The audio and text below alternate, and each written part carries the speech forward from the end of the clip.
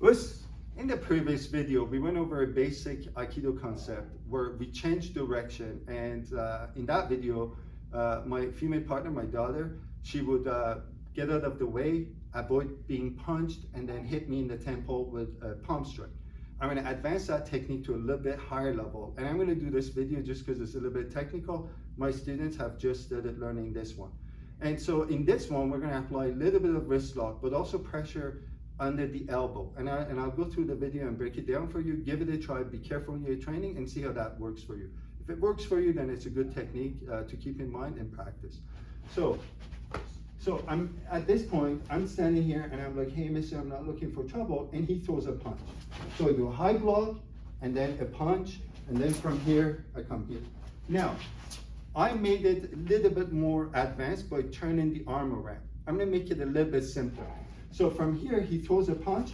I do a high block, I do a punch, and then I come here.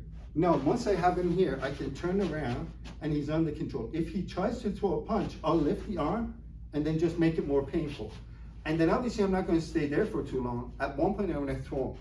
I'm going to throw him and he's going to have really hard time breaking his fall, even if he's really good at doing break fall. So we'll do it from a different angle.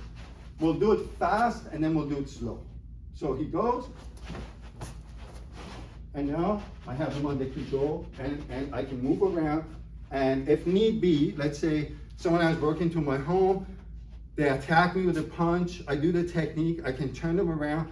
Once I face a set of stairs to the basement, I can just help them go down the stairs. And I hope they know how to break the fall, but that's their problem. They broke into my home. So that's the self-defense implication. So we're gonna break it down one more time from this angle. So I'm in this position with my hands basically resonating that I'm not looking for trouble, but he decides to punch. So I'll do a high block, I'll do a punch to soften him up. As I turn my leg and position myself, which is the technique you learned from the previous video, I do this technique. Here, I'm gonna lift my arm up, drop the area between his elbow and shoulder in between my biceps, triceps, and deltoid. There's a groove there. I'm gonna keep it there. And I'm gonna bend the wrist, my two thumbs underneath, and do the technique this way.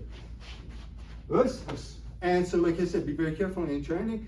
It is difficult, I acknowledge, seeing everything in a video, but this is the beginning of your learning to do this kind of technique. Have a good sensei, a good teacher, instructor to show you how the fine techniques work, or come see me if you're in Canada and I will go through it with you. Free of charge, always. And that's it.